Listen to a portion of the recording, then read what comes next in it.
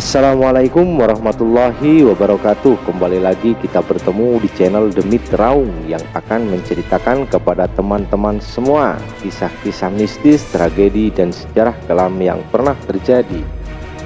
Tragedi kelam Jumat Kelabu, Banjarmasin 1997. Saksi hidup peristiwa 23 Mei 1997. Junaidi kepada media koran Banjarnet. Minggu 23 Mei 2021 di rumahnya di Pasar Pagi, mengungkapkan awal peristiwa kelam sepanjang sejarah di kota Seribu Sungai ini.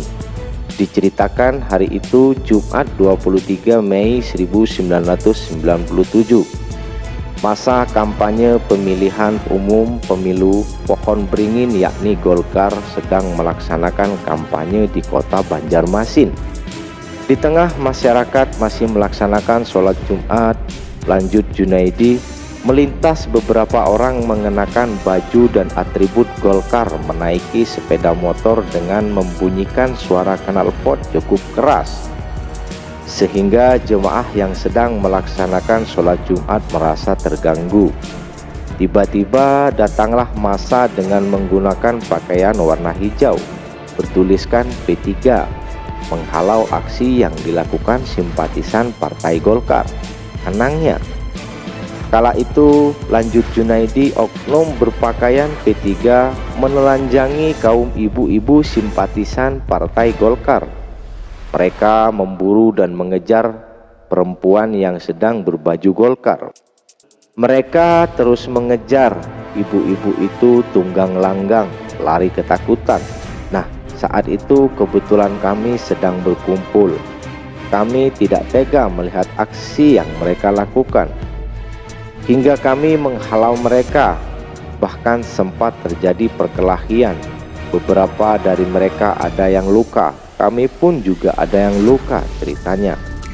Berawal dari situlah, tutur Junaidi, kerusuhan mulai melebar. Kebakaran di mana-mana. Penjarahan terjadi mulai dari gedung pertokoan, pusat perbelanjaan hingga tempat-tempat rumah ibadah. Non-muslim khususnya Nasrani dan kaum Cina ikut menjadi sasaran amukan massa. Lanjut dikisahkan Junaidi mengaku sampai-sampai dirinya bersama salah satu kawannya dari Pasar Pagi mencoba ikut mengambil satu lembar baju di Mitra Plaza, namun batal. Selembar baju itu padahal sudah di tangan, namun tiba-tiba mendengar suara tembakan secara memberondong. Maka saya tidak jadi mengambil karena takut, ujarnya.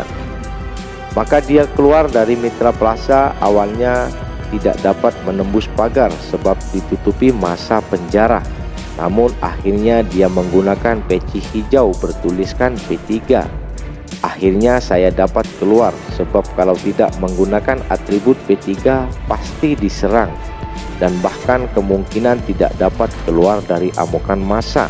Tenangnya lagi, hampir 1 minggu sejak kejadian mengerikan tersebut, suasana kota Banjarmasin selain gelap gulita akibat kebakaran di mana-mana juga mencekam.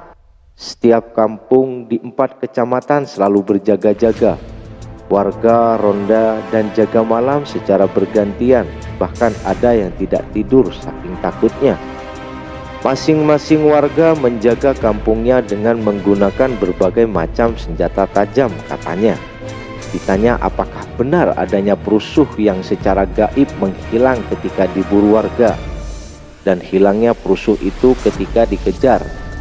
Di saat itu pula terdengar suara azan, makin menambah seramnya suasana saat itu. Benar itu terjadi. Saya pernah mengejar hanya dengan menggunakan celana dalam tanpa sehelai kain di tubuh. Katanya, orang seperti itu gaib dan harus bertelanjang mengejarnya. Termasuk orang tiba-tiba azan itu juga benar, imbuhnya.